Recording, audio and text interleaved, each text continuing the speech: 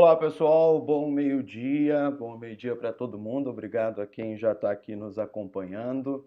Bom, mais uma live do almoço, dessa vez para falar um pouco mais de política e as relações aí da mídia e da justiça brasileira com a política, se é que elas existem. Bom, não sei. Quem vai responder essas perguntas é o meu convidado de hoje, que é um cara que eu conheço já olha, julgamento do Mensalão, não lembro nem que ano foi, mas faz muitos anos, do Twitter. Nesse meio tempo ele fez mestrado, fez o doutorado, é doutor, é professor lá na Universidade Federal da Bahia e está aqui com a gente. Vou colocar ele no vídeo agora. Tiago Ferreira, seja bem-vindo, tudo bem? Tudo bom, Lucas? Tudo bom, Lucas? Bem, pessoal, boa tarde a todo mundo. Eu tava fazendo essa conta também de quanto tempo a gente se conhece, já tem pelo menos uns 10 anos, Que assim, ano por foi o baixo, julgamento do né? Mensalão? Eu não lembro. 2012. 12. 2012. Eu estava achando, É. eu tava achando que era Você, antes. acho que você tava no Terra ainda, se eu não me Exatamente, fiz engano. toda a cobertura do julgamento do Mensalão lá no Terra. Lembro que foram meses com essa função, meses com essa função.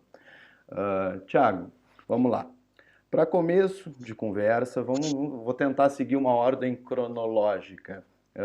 Tive dando uma olhada nos seus trabalhos de pesquisa e no seu mestrado você pesquisou a relação aí como a televisão, basicamente trocando em miúdos, como a televisão repercutia ou noticiava os principais telejornais do Brasil, a cultura política brasileira. Quero saber primeiro para a gente definir o que é cultura política e o seu objeto de estudo naquele momento foi exatamente a cobertura do julgamento do Mensalão e no final da sua resposta, a conclusão que você chegou, que os telejornais reproduzem aquela patrimonialismo, violência, conservadorismo religioso, foi alguma surpresa para você a conclusão que você chegou? Vou, então, por partes, assim, né, da pesquisa. Cultura política são os elementos que configuram o que é a cultura brasileira, assim, né?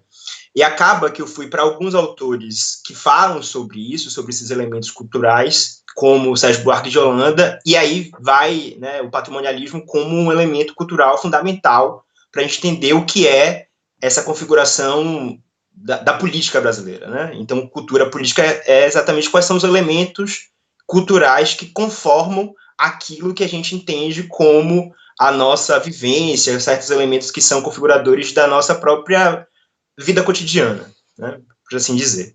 E aí o patrimonialismo é uma delas, mas lendo o Gilberto Freire, eu percebi que também tem uma relação ali muito marcada entre a diferença entre Casa Grande e Senzala.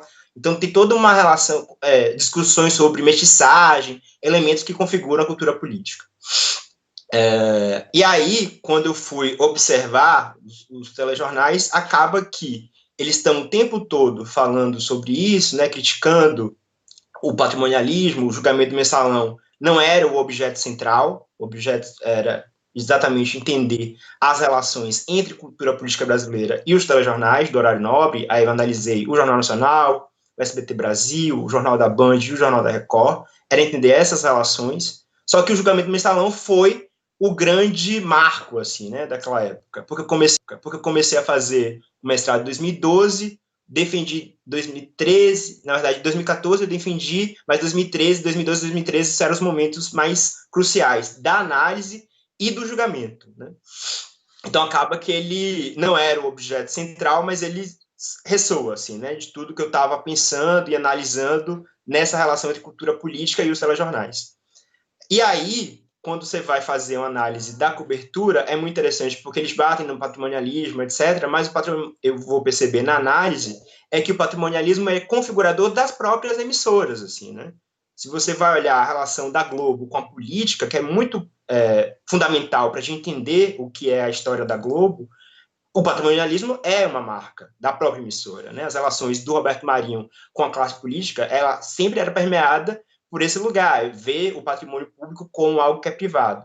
Então, eu tinha alguma suspeita de que eu podia achar algo diferente disso, mas acabou que cair no que é dominante hegemônico mesmo, assim, né? Você pergunta se foi uma surpresa?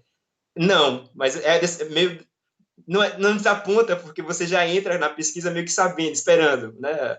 Mas, enfim, não foi uma surpresa que isso seria encontrado, mas acabou que eu consegui perceber como é que são os meandros disso, né? Eu acho que é importante também a pesquisa, não, e só, assim, a doutorado me trouxe mais novidade, talvez, do que a de mestrado, mas entender os meandros também foi algo importante para mim. Saber como é que isso, de fato, A gente já vai acontece. falar da tua pesquisa de doutorado, só antes, Uhum.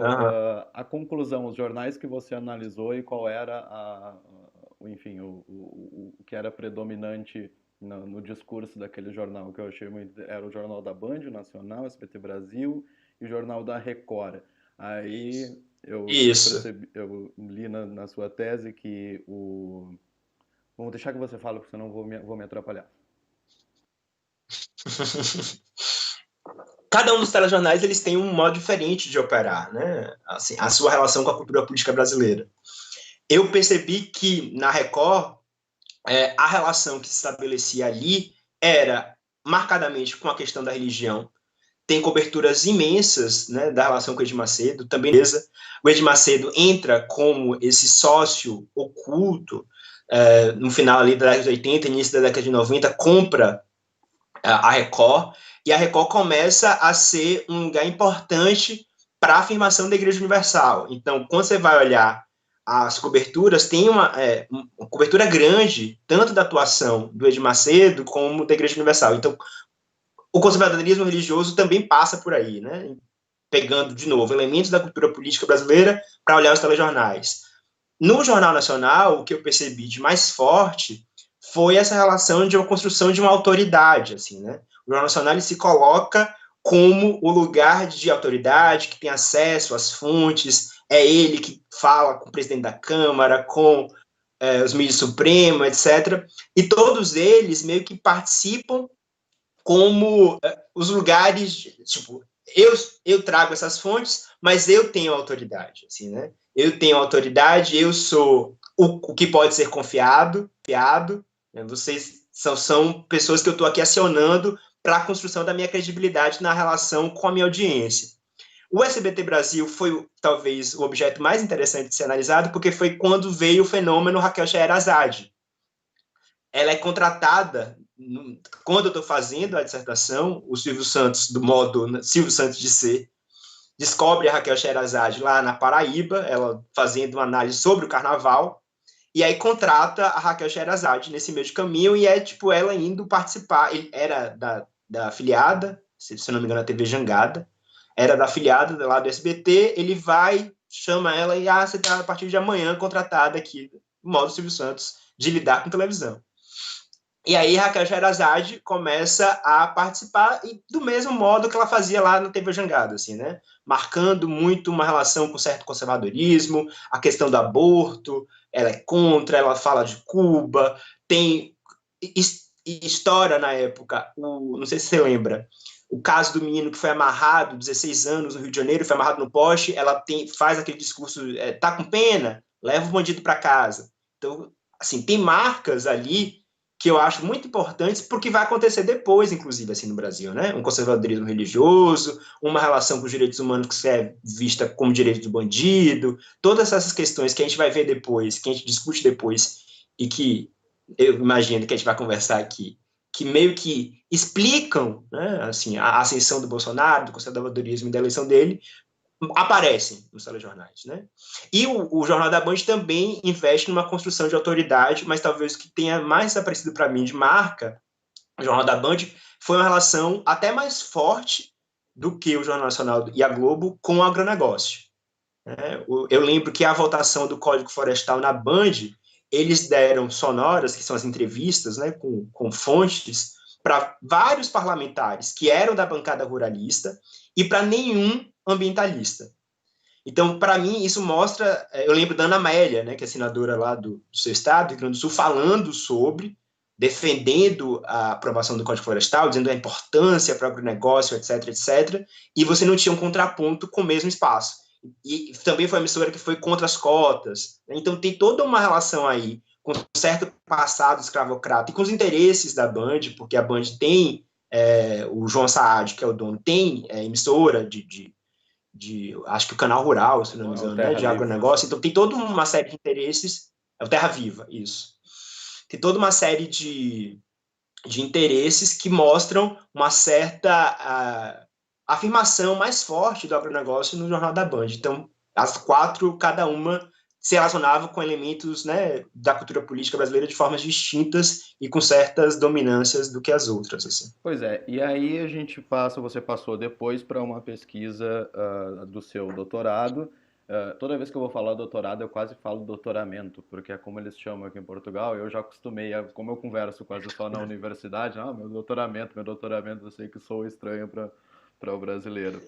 Aí você passou para uma pesquisa com relação, cujo objeto foram as chamadas aí Jornadas de Junho. É muito difícil pedir para um acadêmico resumir 500 páginas em poucos minutos, mas só dá como diz o jornalista, só dá o lead do que foi a sua pesquisa de doutorado para a gente poder engatar uma conversa a partir disso, Thiago. Tá. Assim, o Junho meio que aparece no processo de pesquisa mesmo, né? Eu estava tentando entender como é que a gente olhava certos fenômenos na internet na relação com a política, passando pelo audiovisual, entendendo o audiovisual como um lugar importante do que é a nossa forma de lidar, né, com a comunicação, com a cultura, no Brasil, muito especificamente. E aí, junho de 2013, e sempre olhando também a questão da política, né, algo que para mim sempre foi muito caro. E aí, junho de 2013 aparece como esse lugar. Eu entro no doutorado depois, meu primeiro ano de doutorado é 2015, mas ainda assim, junho de 2013 aparece como esse acontecimento que altera o estado de coisas na relação com a política e com o audiovisual sendo muito central, né, na própria organização ali do junho de 2013. Sendo um lead bastante sintético do que é a pesquisa, seria mais ou menos isso, né? Entender como é que se dá a relação entre política, afeto, que vai aparecer depois como algo importante, e não afeto como emoção, mas como engajamento, né? Como é que a gente se engaja com certas questões, a relação entre política, afeto e audiovisual. E aí, junho de 2013, aparece como este lugar para eu ver essas transformações, né, de política, afeto, e tendo o audiovisual como algo importante. E quando Seria você diz lead. audiovisual, exatamente o que você analisou? Canais de YouTube, vídeos nas redes sociais, quais foram os objetos? Eu aí parto, né, de 2 eixos, um que são dos movimentos autonomistas, né, que são os movimentos que têm uma tendência socialista, que são contra aspectos burocráticos do Estado, o movimento Passe Livre, e aí a partir daí eu vejo o que é que tem próximo à organização horizontal, que era o que o movimento Passe Livre defendia, etc. Aí eu vou para a mídia ninja, né, que talvez tenha sido o principal produto audiovisual a cobrir aquelas manifestações. Ao lado disso, tem um outro eixo de análise, que são os corpos de minorias. Porque, para mim, tem uma ali, a partir dessa alteração de tais coisas, dos corpos de minorias, e aí estou falando de mulheres, lésbicas, gays, bissexuais, transexuais, travestis e negros, né, tem uma presença maior a partir dessa alteração de estado de coisas. Aí eu vou olhar youtubers e artistas, né, e tudo sempre na relação com audiovisual online, os fluxos, eu vou falar de fluxos audiovisuais olhando a internet, e olho canais de YouTube, olho também perfis no Facebook, como é que esses vídeos circulam, então acaba que foram objetos bastante distintos, mas porque eu queria dar a maior amplitude possível para aquele fenômeno.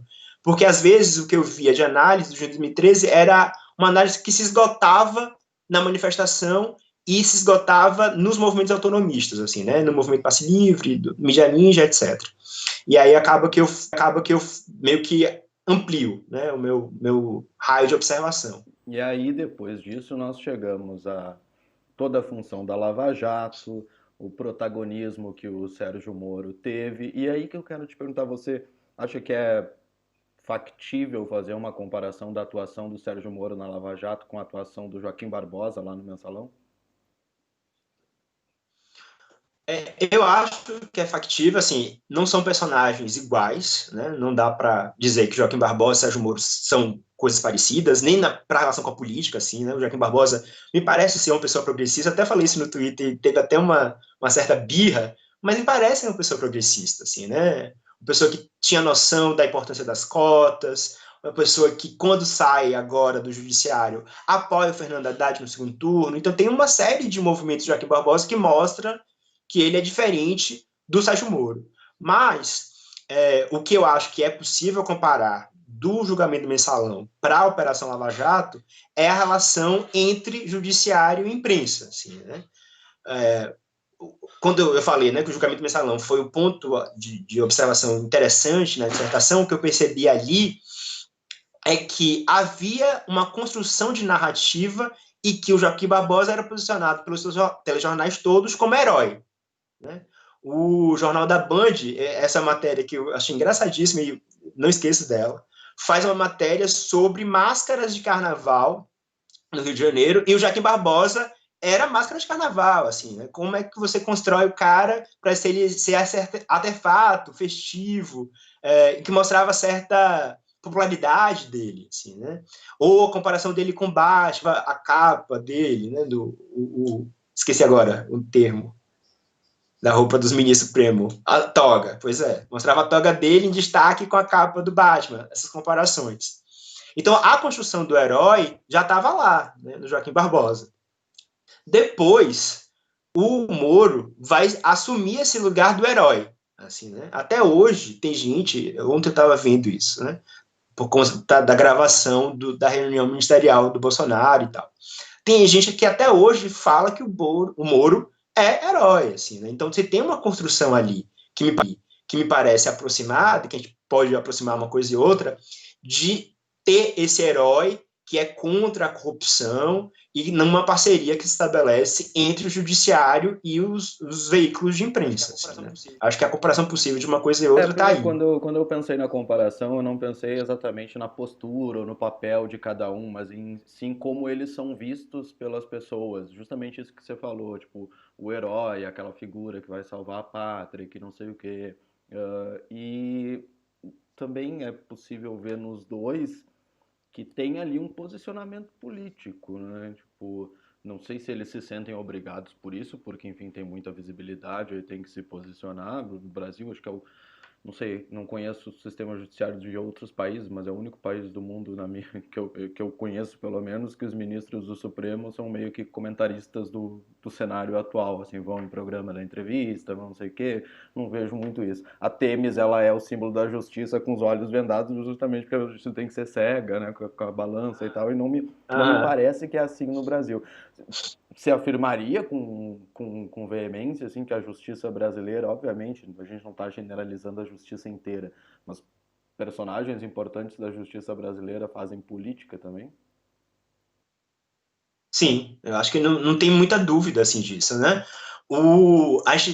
Ontem gerou uma grande expectativa essa história da gravação e eu fiquei acompanhando isso, inclusive entrei nessa onda, porque a expectativa era que todo mundo achava que a gravação ia estar no Jornal Nacional, assim, né?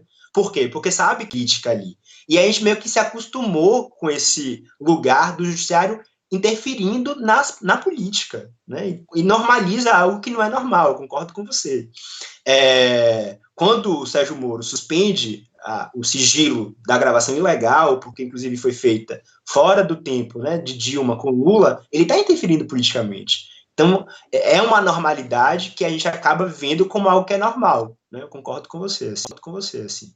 E há uma interferência, não tenho dúvida de que há uma interferência e que eles jogam como agentes políticos, que são, né? O ministro Supremo é também um agente político, mas acaba que ele se torna política eleitoral, né? Extrapola o que seria a guarda da Constituição para ser uma outra coisa, me Pois é, parece. e aí uma das conclusões da sua pesquisa de doutorado é que aquele movimento lá de junho de 2013 consolidou o que você chamou de afeto radical, que eu não me aprofundei muito no tema, mas suspeito que o afeto radical tem a ver com esse ou ama ou odeia, ou 8 ou 80, que se instaurou não só no Brasil, mas em vários lugares, em vários lugares do mundo e que culminou aí com a eleição do Bolsonaro, mais ou menos por aí.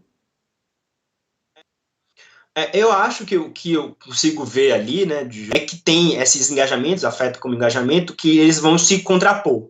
Né? Você tem, surgem afetos que se colocam na relação com essa alteração de estado de coisas que eu estava dizendo antes, né, na relação com os movimentos autonomistas e com os corpos minoritários, e você vai ter uma reação a isso. Né? Então, o que eu estou chamando ali de os afetos, olhar os afetos, é porque eu acho que há uma disputa política que se dá a partir desses engajamentos. Né? Então, não seria bem um ame ou odeie, mas se tem as disputas políticas e afetivas de engajamentos que estão ali se contrapondo. Né?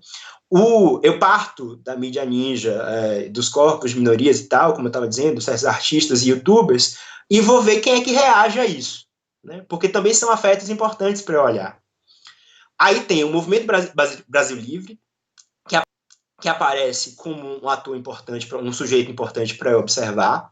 Tem o Nando Moura, por exemplo, como um youtuber importante para olhar a questão da extrema-direita. Então, são afetos que estão sendo mobilizados ali, né? Então, você fala do ame, odeia, eu acho que é um pouco isso, assim, né? Meio que entender que há disputas de afetos diferentes, mas eu também não queria olhar que há só um avanço da extrema-direita, porque também há uma interpretação de junho de 2013 que olha apenas, tem um avanço da extrema-direita, começou por causa de junho de 2013, porque estava lá negando as institucionalidades. Eu acho que não. Você tem toda uma série de outras formas de atuação política que se articulam com o movimento passe livre e com essa reivindicação de um modo de atuação mais horizontal, que vai depois, a gente vai conseguir ver, por exemplo, as que são chamadas, né, posteriormente, Sementes de Marielle, as 3 assessoras dela, mas uma série de mulheres negras que foram eleitas em 2018, que tem relação com isso, assim, né? Então, o gesto que eu faço, talvez seja um gesto radical de olhar para os afetos, né? E perceber que há uma contraposição de disputa que tem uma relação com o de 2013 e que explica um pouco, não gosto de pensar tanto em causa e efeito, mas que a gente consegue meio que ver essas disputas passando os anos, assim, né? E aí eu acho que a polarização ela não tem muito como escapar disso, talvez respondendo mais diretamente a sua pergunta, assim, né? Porque esses afetos que se contrapuseram lá em junho de 2013, que vem caracterizando o que é a política brasileira desde lá, eles estão aí, né? Eles estão aí, eles são aspectos importantes para a gente entender o que é que acontece hoje, e não tem muito como a gente escapar, porque se fala muito, a polarização ela está dada, assim, né? Eu não acho que a gente consegue escapar por vontade da polarização e nem acho que ela é necessariamente negativa, assim, né? Porque se eu pego as sementes da Marielle como um aspecto importante desse aspecto de polarização aí, então como é que eu digo que foi apenas negativo, assim, né? Como e na radicalidade de certas posições é necessariamente negativo? Acho que não. Né? É olhar talvez o copo meio E cheio. puxando para a minha área de pesquisa, política e redes sociais, o que eu percebo é que, na realidade, essa radicalização ou polarização, chamem como quiser, ela sempre existiu, na realidade, mas ela encontrou nas redes sociais um ambiente muito propício para dar eco a isso, porque você pode ver que não existem moderados nas redes sociais sobre qualquer assunto, sobre bolacha ou biscoito. Entendeu? Uhum. Se você for moderado, você Sim. não vai fazer sucesso nas redes sociais. E aí eu percebi já desde a da pesquisa do mestrado que por algum motivo que eu ainda não sei, talvez não sei se a gente vai saber algum dia, a extrema-direita soube operar isso de uma forma muito melhor que a esquerda e que a extrema-esquerda. E quando eu falo melhor, eu não estou fazendo juízo de valor. O que eles fazem é tosco, obviamente, Uhum. mas dá resultados efetivos. Bom, é só ver quem é o presidente, não só no Brasil, mas também nos Estados Unidos. É inegável você dizer que essa atuação deles nas redes sociais, é inegável você negar que essa atuação deles nas redes sociais foi uma parte importante da construção do discurso e de tudo que levou eles a chegar ao poder. Só que, ao mesmo tempo, lá em 2013, as redes sociais foram importantíssimas para divulgar imagens dos protestos, abusos policiais. Eu lembro de trabalhar nessa cobertura e isso era muito, muito, muito forte. Só que depois dali, por algum motivo, o grupo da extrema direita se aproveitou disso de uma maneira melhor, de uma maneira mais eficaz, mais efetiva, por assim dizer, não melhor para trocar a expressão, e a extrema esquerda não. E eu não sei se isso se deve só à falta de, como vamos dizer, a falta de bom senso da extrema-direita, de usar fake news, de usar robô, de usar não sei o quê. Não sei, é um campo aí vasto para ser pesquisado ainda. Bom, mas aí, diga. É, só fazer um pequeno comentário em relação a isso, porque eu acho interessantíssima essa sua observação, né? Em junho de 2013, a mídia ninja, ela vem com muita força e é uma organização que hoje não, desde lá, tinha vínculos com a esquerda, assim, né? Então, como é que a gente perde esse espaço? Porque me parece que a potência estava ali na nossa mão, né? Assim, de esquerda, porque eu me identifico com a esquerda, estava ali na mão da esquerda, e isso passa para uma extrema-direita depois. Né? Assim, na pesquisa da tese, que eu acho que é importante, é como não só tem a questão das fake news, mas como é que eles se habilitam a utilizar elementos da cultura pop. A esquerda tem uma aversão à cultura pop e à cultura popular que ela paga um certo preço por conta disso. Assim, né? Há setores da esquerda, não vou generalizar também. Setores que eu diria, inclusive, muito dominantes na esquerda, tem uma versão à cultura pop que a direita e a extrema-direita não tem. O Movimento Brasil Livre faz um vídeo que eu, inclusive, mostro em sala de aula, assim, quando tem oportunidade, que eles pegam lá várias referências à cultura pop, de Matrix a Alice no País das Maravilhas, Chapeleiro Maluco, e coloca isso com um vídeo de divulgação do Movimento Brasil Livre, e que explica, assim, como é que as pessoas vão assistir, sabe? Não dá pra gente ignorar certos elementos que fazem com que esses vídeos tenham mais sucesso e circulem mais. Óbvio que há outras competências para explicar o sucesso da extrema-direita, né? Eles conseguem ser mais hábeis para identificar um inimigo comum, e isso mobiliza, né? É o comunismo no Brasil, mas lá na Europa, aí na Europa, caso, tem a questão dos imigrantes. Os imigrantes são um inimigo comum, então eles têm a habilidade para mostrar esse inimigo comum e para mobilizar os afetos contra esse inimigo comum que talvez a esquerda aqui não tenha, assim, né? Porque, inclusive, o inimigo comum para a gente é algo menos palpável que o capitalismo, assim, né? Depois, agora, é o fascismo, que também é meio difícil você ter uma... Agora a gente está tendo algo mais palpável porque o presidente age como um genocida, né? Talvez a questão aí da pandemia acabe sendo um lugar de mostrar, tá vendo? O fascismo tem as implicações na nossa vida mesmo. Mas são inimigos mais difíceis de serem concretizados na mentalidade das pessoas, me parece. E outra diferença, na minha opinião, é que são inimigos reais também. Sim, sim.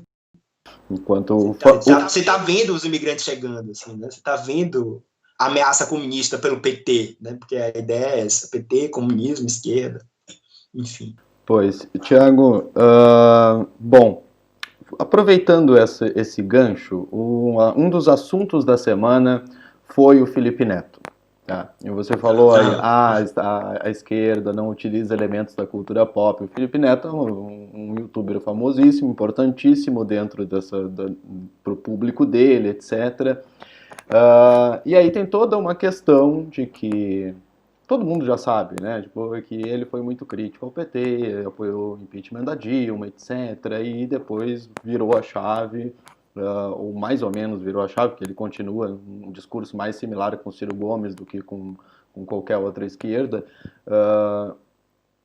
Você, nessa semana que ele fez esse vídeo, divulgou e tal, o que você achou da esquerda ter encampado e o que você achou das pessoas que refutaram isso? Eu acho que primeiro eu vou voltar um pouco, porque o Felipe Neto aparece também na pesquisa da tese. É muito interessante, assim, que essas figuras elas apareceram lá. Ele foi do outro lado, né? Tava do outro lado. Não, ele foi alvo do Nando Moura já, na tese. Tem um vídeo do Nando Moura batendo no Felipe Neto porque ele discute com o Marco Feliciano. Porque ele, apesar de, né, ter todas as questões com o PT, ele já estava ali se posicionando contra esse conservadorismo religioso, o Felipe Neto. E aí ele vira alvo. Então, já tem uma certa transição, eu acho, se a gente olha um pouco para trás aí, porque ele já estava meio brigando com essa galera que são os youtubers de direita e extrema-direita. E aí, inclusive, ele faz o vídeo apoiando a Haddad. Eu entendo as críticas a ele, porque eu acho que há um movimento agora, assim, de um pessoal que meio que apaga suas responsabilidades em relação ao momento que a gente está vivendo, assim, né? Porque não dá para você fazer igualar agentes que são diferentes, não dá para você igualar PT e Bolsonaro, por exemplo, né, impunemente. E há atores que fizeram essa falsa simetria, que fazem até hoje, assim, né? Então tem um pouco, eu entendo as críticas porque partem desse lugar de, olha, tá vindo a galera aí que tá vindo porque tá vendo que o fascismo de fato é uma ameaça, mas que nem faz uma meia-culpa, assim, não fala das suas responsabilidades. Eu entendo isso. Mas, por outro lado, eu acho que não dá para a gente refutar o que eles podem ser de aliados hoje, assim, né? Eles falam, como você falou, para um público que talvez a esquerda não consiga ter entrada. Então, como é que a gente se retira dessas possibilidades de aliança, inclusive mantendo a mesma coisa, assim, mantendo o mesmo discurso, você não precisa mudar o seu discurso, porque você vai participar da live do Fábio Porchat, né, que eu também vi, que criticaram que o Haddad foi lá dar entrevista para o Fábio Porchat na live, que foi ótimo, inclusive, assim, né, é um momento que o Fábio Porchat ficou 1h30 falando sobre política, falando para não sei quantas mil pessoas, não lembro agora a audiência certinha. Então, como é que você descarta a possibilidade de uma conversa que você vai, inclusive, defender as suas posições, Haddad defendeu as posições do PT, defendeu as posições dele, porque vai Porchat lá atrás, criticou o PT, enfim. É um pouco ter um jogo de cintura, assim, né? Não esquecer o que essas pessoas fizeram, fazer a crítica, porque eu acho que a gente precisa fazer a crítica, mas entender a importância que é ocupar esses espaços. E que é diferente de ir para o pânico, por exemplo, que aí eu faço uma outra diferença, porque o que eu acho que hoje o pânico é um ciclo de violência, assim, até falei isso no Twitter. As pessoas de esquerda não conseguem falar lá. Então é uma outra coisa, né? Se você vai para um lugar em que a sua fala é interditada, você não precisa ir. Você não precisa falar porque você não vai falar com o público dele. Você vai dar palco para essas pessoas. Eu acho que também a gente precisa distinguir esses atores, né? Saber como é que eles são, o que é mesmo isso, até porque eu não vejo o Pânico como aliado, né? Enquanto o Felipe Neto e o Fábio Porchat criticam abertamente o que é a ameaça do Bolsonaro e do fascismo no Brasil. Bom, você falou um ponto que muita gente compara o PT ao Bolsonaro e que, na sua opinião, isso não é comparável. Nesse muita gente, nesse muitos atores, estão incluídos veículos de comunicação e jornalistas, principalmente na campanha, quando o Bolsonaro diz, eu vou fuzilar a petralhado. Ah, mas o PT disse que não sei o quê, sabe? Eu já defendi isso em outras vezes, que o jornalismo agora se percebendo para a ameaça que, né, está sendo uma das primeiras vítimas, vários jornalistas sendo atacados, etc. Deveria fazer uma autocrítica, e era uma provocação aquele pedido de autocrítica ao PT, do tipo, a gente precisa mesmo fazer sempre essa equivalência que às vezes não é justa só para dizer para as pessoas que nós somos imparciais. Você acha que esse foi um elemento que colaborou para a ascensão do Bolsonaro também?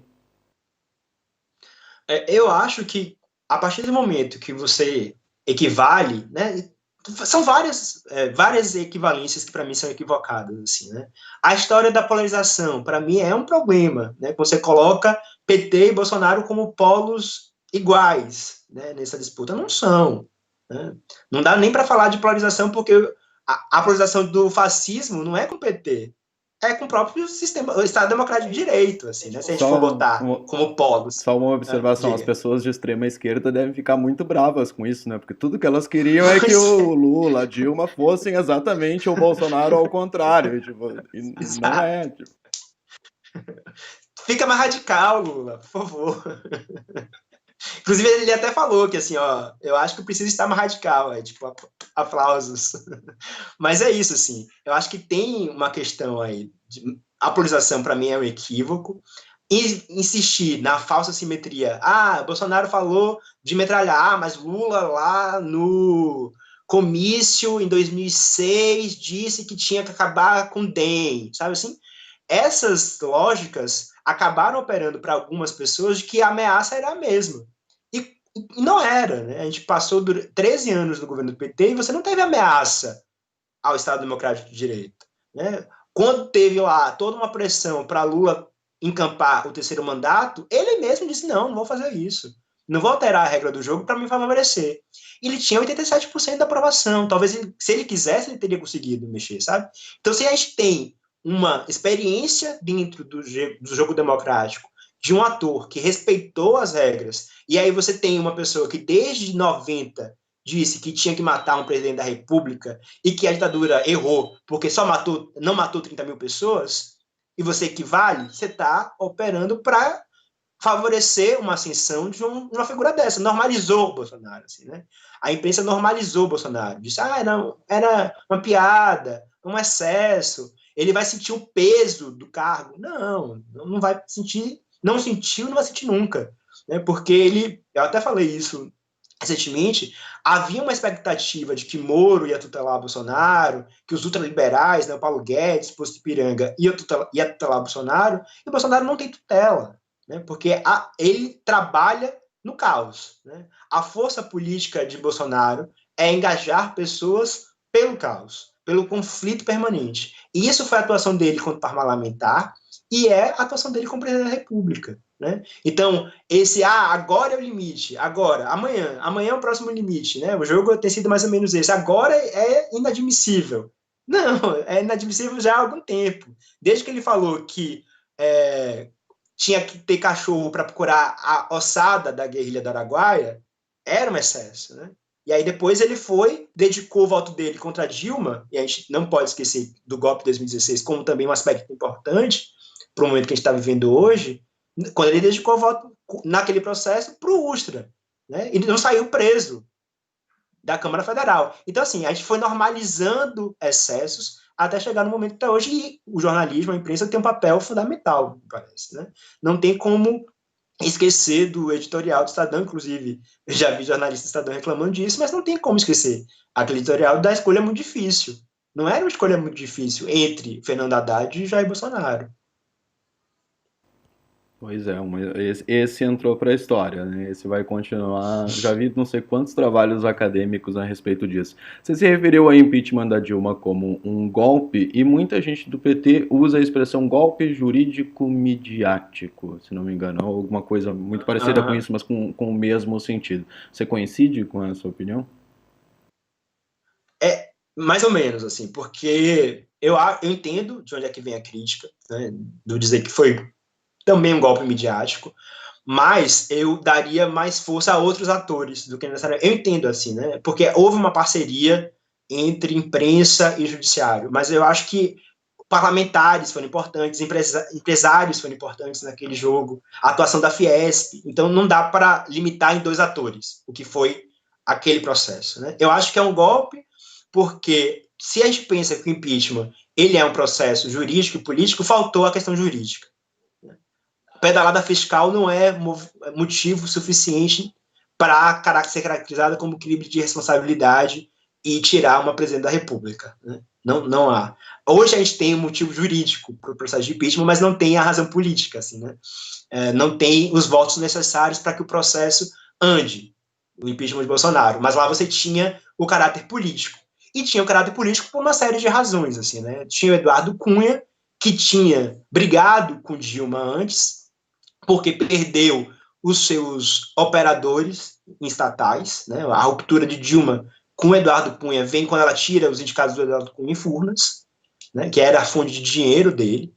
Inclusive, dizem que o Eduardo Cunha financiou uma série de parlamentares, e é esta ruptura e o PT decidir que não vai dar os votos a favor dele no Conselho de Ética que detonam o processo de impeachment. Né? Então, você não tem o motivo jurídico, mas você teve a movimentação política. E aí é um golpe por causa disso, mas acho que não para aí. Né? Tem histórias de que jatinhos levaram parlamentares para votar no processo. Quem é que pagou o jatinho? Então, você tem aí uma atuação empresarial também nesse interesse. Então, é uma série de fatores. E óbvio que tem a força, né, da imprensa a partir do momento que ela se torna parceira, e a Vaza Jato está mostrando isso, assim, né, que havia uma parceria entre o pessoal do Ministério Público, Moro e a imprensa. Né. vazando certas informações, combinando como é que seria a atuação em relação à imprensa, como é que se posicionava, qual era a resposta, para qual veículo passava, etc. Então, há uma série de atores que eu não consigo só delimitar em duas. A minha divergência talvez seja essa. Pois é, falamos de passado. Falando de presente, o que você está achando primeiro da atuação da imprensa na cobertura enfim, disso que o Bolsonaro chama de governo, da atuação dele? Eu acho que eu gostei do isso que eles chamam de governo, né? Porque, de fato, até vi um vídeo seu falando assim, o que é que de bom que tem no governo Bolsonaro? Não tem, né? Eu não conseguia, eu estava conversando com os estudantes de jornalismo e aí, depois de muitas críticas, eles perguntaram, tá, você conseguiria apontar uma coisa positiva? E eu dei uma travada, né? Eu falei, olha, não. Até argumentei que, bom, talvez pela minha posição, se eu fosse um empregador, eu veria na reforma trabalhista alguma coisa positiva, mas como eu não sou, então eu não consegui ver nada. Mas enfim, hoje a imprensa, hoje como está cobrindo o Bolsonaro, o que que você tá achando? E você está pesquisando? Atualmente você está pesquisando o que tem a ver com porque tudo acaba em Bolsonaro hoje. Eu posso te convidar para vir aqui Não, dar uma receita de bolo, a gente vai acabar falando do Bolsonaro. É incrível. eu resolvi fugir da extrema-direita, porque eu acho que eu dei muito da minha cota no doutorado. Eu estou pesquisando agora as atuações de duas parlamentares de esquerda, a Áurea Carolina e a Alexandra Ocasio-Cortez, para entender como é que esses afetos, que foi algo importante para mim, né, os engajamentos, se dão a partir delas, na relação delas com as redes sociais, como é que elas fazem certos vídeos, como é que elas se posicionam, tentando dar um pouco de esperança para mim mesmo, para o pesquisador, assim. Foi a minha decisão. Mas, voltando para responder essa pergunta, eu acho que a imprensa tem cumprido um papel importante. Né? Apesar de eu ser bastante crítico ao que foi a atuação dela para a gente chegar nesse momento de hoje, eu acho que hoje ela tem cumprido um papel importante, e aí eu destaco, no mínimo, duas coberturas, uma da Folha de São Paulo, que tem coberto bem assim a questão da atuação do presidente, as revelações desde a campanha eleitoral da utilização dos fake news, parceria com empresários, etc. E continua fazendo isso. E a Globo agora na questão da pandemia. Eu acho que tem sido edições importantes do Jornal Nacional mostrando como é que há, sim, né, uma implicação da negação do presidente da importância da doença, né, da gravidade do nosso quadro, e dando espaço, inclusive, mais espaço ao jornalismo, né? Você tem o boletim sobre o coronavírus, um programa especial, estou falando exatamente da Globo, né? Que eu tenho visto mais, assim, de televisão. Então, tem uma compreensão do quadro que a gente se encontra e tem feito um papel importante de mostrar os problemas, né, do governo. Inclusive, teve uma edição em que o jornal Hoje caracterizou as manifestações contra o Supremo como anticonstitucionais e antidemocráticas, porque é exatamente o que são aquelas manifestações. Né? Então, este modo de agir da imprensa contra o Bolsonaro tem mostrado que ela tem entendido a gravidade da situação. Mas, por outro lado, é a mesma imprensa que passa pano para o Paulo Guedes, assim, né? A agenda ultraliberal ela é aceita pelas partes mais dominantes da imprensa. Eu consigo observar assim, né? A carteira verde e amarela ela é aplaudida, né, nos telejornais como algo importante para manter a economia em funcionamento. Você falou da reforma da Previdência, da reforma trabalhista, assim, né? Ou seja, a gente tem um governo que é fascista, mas aí setores dele a gente passa pano, né? A gente, inclusive, endossa porque dialoga com as nossas agendas de interesses. Assim. É algo que eu também não consigo deixar de olhar, é que todos os veículos de comunicação têm as suas agendas de interesses, né, que são próprias. A Globo, ela se movimenta em defesa de uma agenda econômica que é liberal.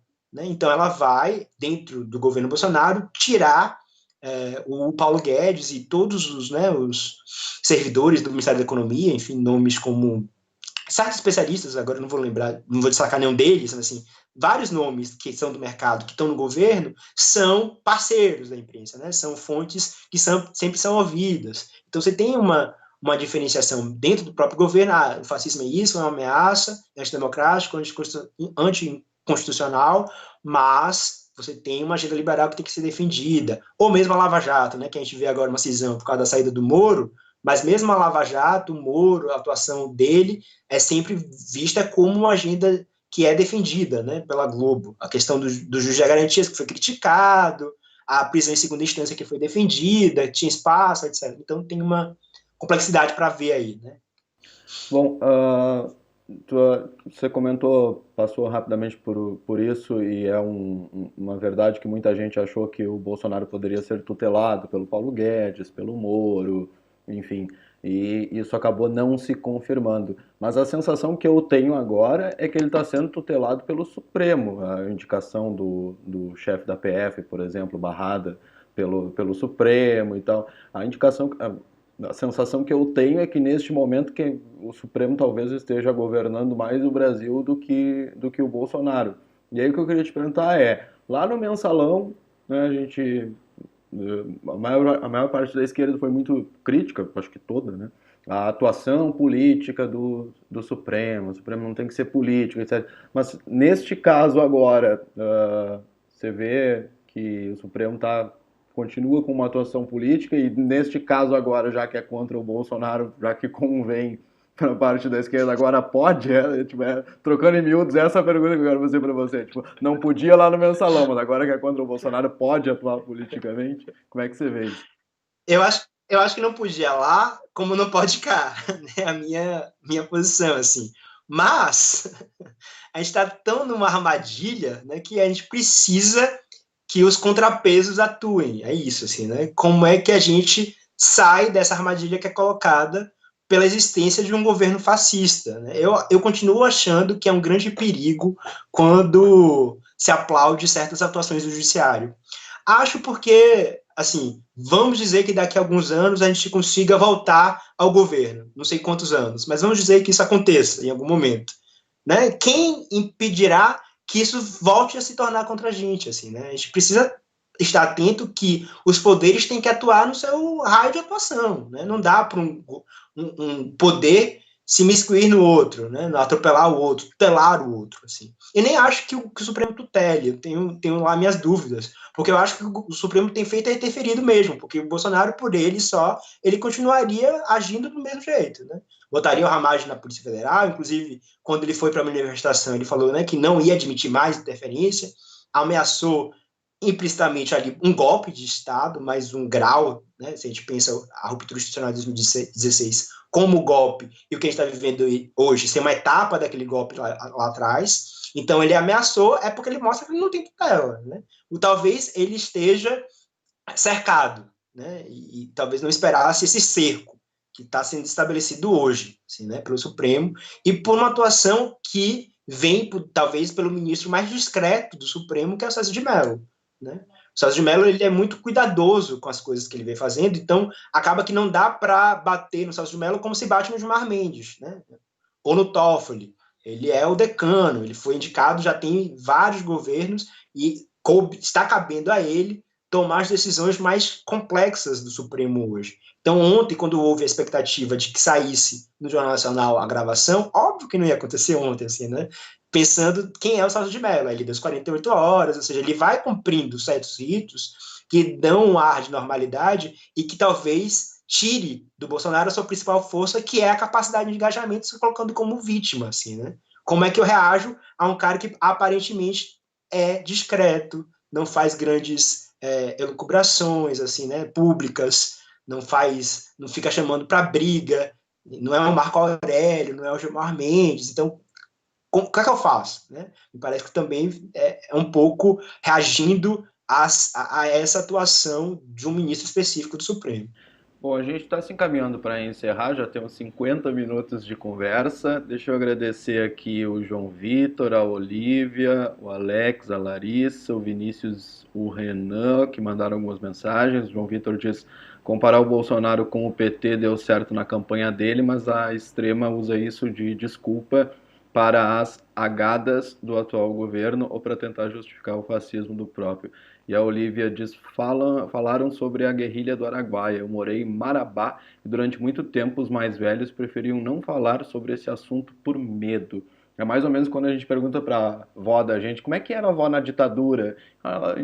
E se no caso a tua avó não teve uma atuação política, ela diz, tinha mais segurança, né, meu filho? Era isso, porque tipo, ela não estava ali inserida naquela disputa. A gente está se encaminhando para o final, mas antes de eu mudar de assunto, tem mais uma coisa fora desse assunto que eu quero te perguntar.